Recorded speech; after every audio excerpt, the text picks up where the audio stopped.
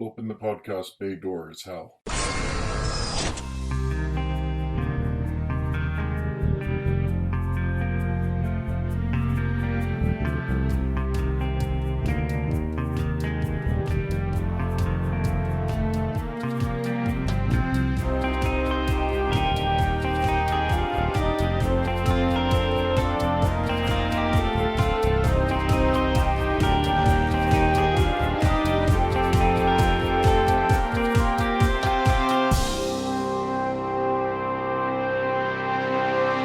Hello everyone, and welcome to episode 195 of Welcome to Geektown. I'm your host, Kurt Onstead.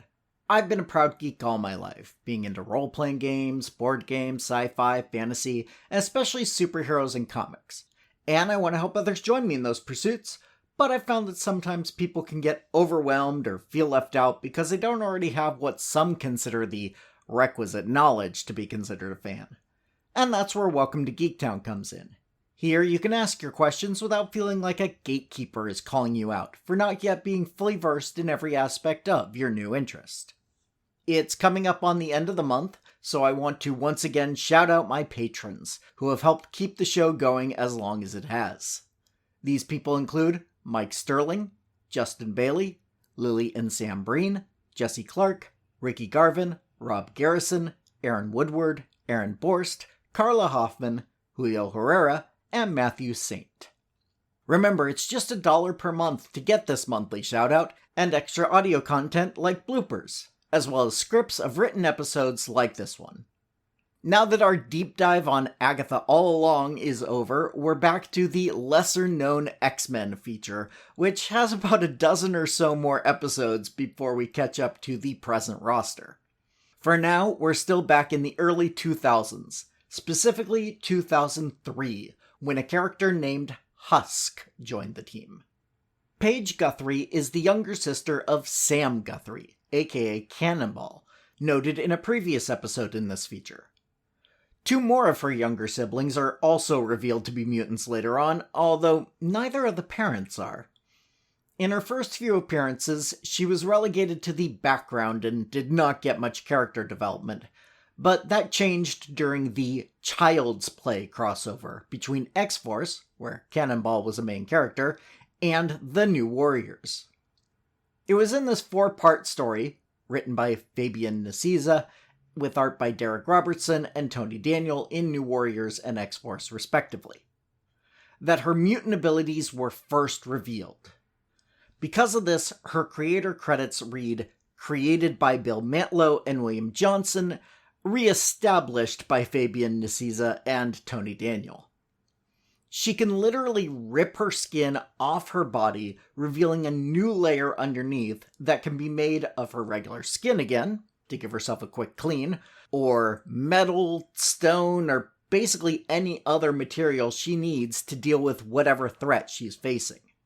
She's even been able to change to energy by activating this ability. It will be a random change unless she concentrates on the material she wants at that moment. During the Child's Play story, she's actually the one who resolves the final conflict by daring the villain, named Gamesmaster, to help train the next generation of mutants rather than trying to kill them. Speaking of the next generation, Husk was one of a few characters, most of whom have either already been discussed or will come up in future installments of the Y-Men series, who was recruited to join Generation X, where she was trained by Banshee and the White Queen. She was a constant member throughout all 75 issues of that series, where she formed an emotional attachment to teammate Chamber, discussed in episode 184. When Generation X came to an end, the series, the actual generation of people, including myself, is mostly still around. Husk and most of her teammates joined the X-Corps, a more militant team set up by their former teacher Banshee. However, they mostly joined out of concern rather than believing in his cause, and Husk and her former Generation X teammates had to fight other members of the X-Corps who were staging a coup, which led to the end of that team. Husk was finally made a full member of the X-Men in 2003's Uncanny X-Men number 423, written by Chuck Austen and drawn by Ron Garney. If you're a careful listener of the show, you may recall that while I find Chuck Austen to be a decent guy, he was a semi-regular at the comic book store I went to in my college years, he wasn't a good fit for the X-Men. And one of the reasons his run is so maligned is what he does with Paige. At this point in her story, Paige is stated to be 19, and she gets into a relationship with Warren Worthington III, aka Archangel, one of the founding members of the X-Men series.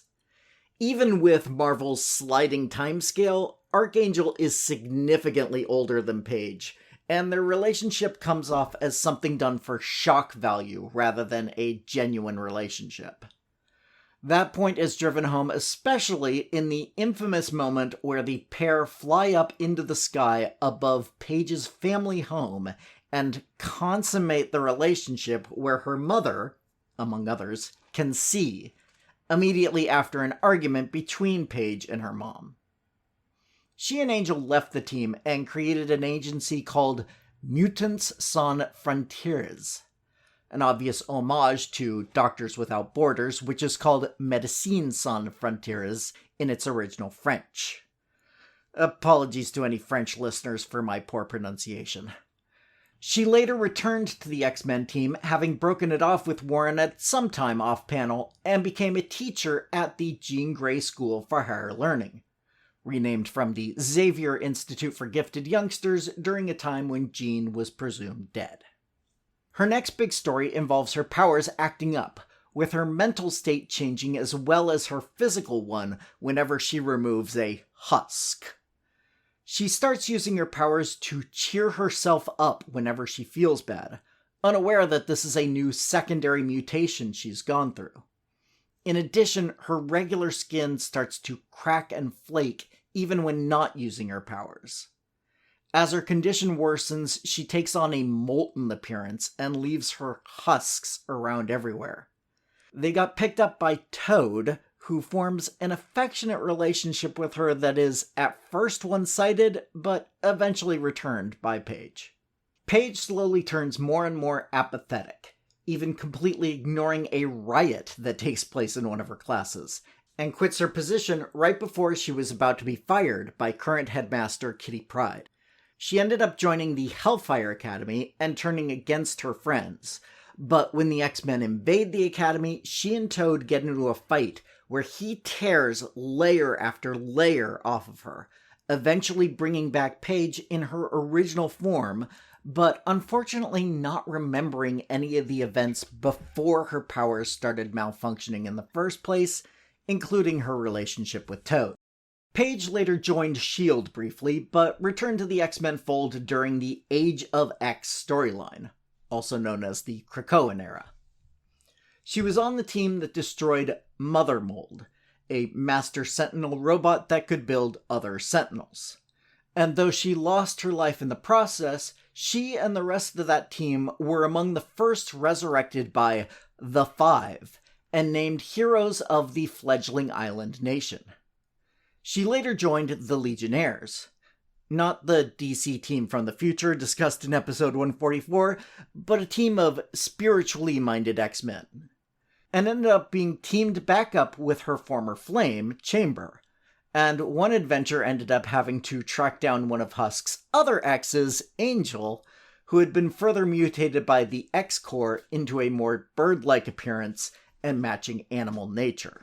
Since the Hellfire Gala, she was briefly seen in Uncanny X-Men number 700, but hasn't been made a part of any of the teams that formed in this new era. At least not yet. As does their DNA, the X-Men team makeup is constantly evolving. There's a big swath of characters who can be skipped over, either because they have already been covered, or because they're more well-known. In the latter category is Juggernaut and Mystique, while the former category includes the second Zorn, paired up with the first Zorn in episode 184, and all of the Deadly Genesis team, who I covered in episode 108 where they fit chronologically in universe, despite not being seen in the comics until 2006. Next up on our list is James Proudstar. If that name sounds familiar, you may be remembering John Proudstar, the one member of the giant-sized X-Men #1 team who did not survive long after his first appearance in 1975. His brother James blamed the X-Men, and more specifically Professor X, for his brother's death and joined Emma Frost's Hellions, a rival school of mutants who believe in mutant supremacy rather than coexistence, and took on his brother's codename, Thunderbird. This is now the third Thunderbird we've discussed, with Neil Shara being the second in episode 181. He and the rest of the Hellions would often come into conflict with the young New Mutants team, and so his first appearance was in issue 16 of that title, by Chris Claremont and Sal Buscema. In addition to sharing a name with his brother, he also shared most of his powers, including super strength, agility, as well as being able to withstand blows from guns, grenades, and the like, and healing quickly from any injuries he does sustain. He also has super senses, as his brother did, allowing him to track people down with pinpoint accuracy. Later, he's been shown to possess flight powers, but he rarely uses them, mostly depending on the current writer's feeling on that edition. Just a few months after his first appearance, while still in training, he defied Emma's orders to not confront the X-Men directly yet, kidnapped Banshee, luring the rest of the team to the place where James's brother had died. However, when he had the opportunity to kill Professor Xavier, he changed his mind and dropped his brother's knife, which he had planned to stab into the professor's chest. He and his teammates, who also had defied Emma's orders and gone to help him, all returned to the Hellions, though Xavier made sure to let them know they were welcome at the Institute if they so desired. James eventually did join up with the New Mutants, but did so in the second-to-last issue of that title, and is best known for being a member of X-Force, which is what the team renamed itself after Cable took over as their leader.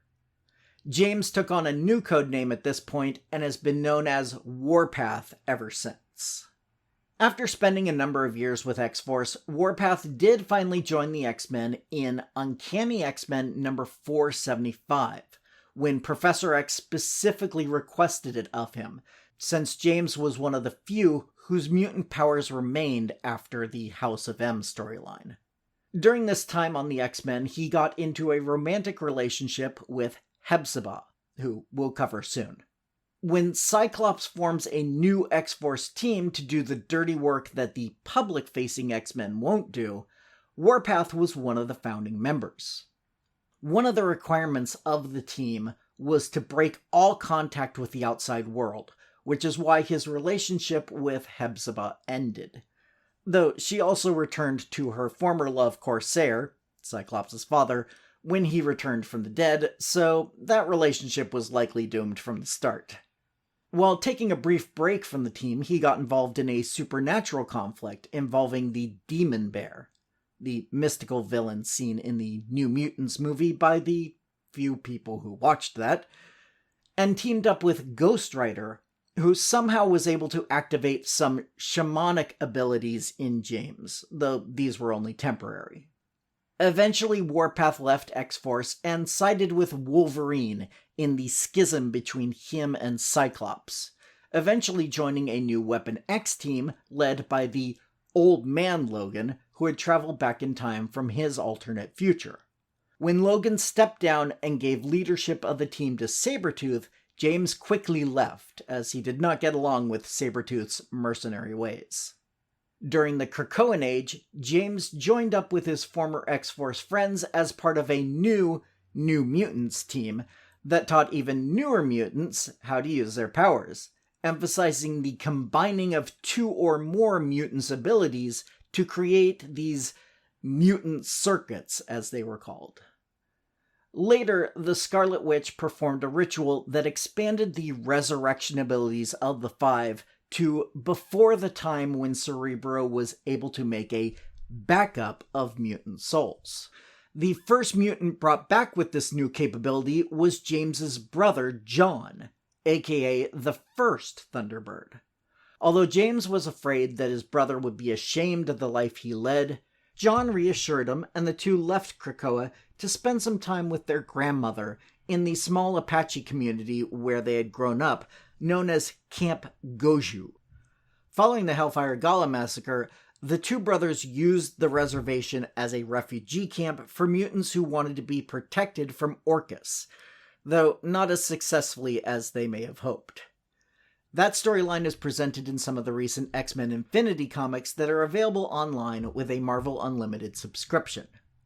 Although those comics are considered to be in continuity, it's rare they get specifically referenced to in the published titles, so we'll have to see where the Proudstar brothers turn up next and what their status quo is. The next three mutants who joined the X-Men all did so in the same issue and have some other things in common, so even though this might be a little shorter than normal, I'm going to cut things off here and cover those next time I continue this feature. That may be as soon as next episode, while I work to finish this feature and move on to the next iteration of Welcome to Geektown.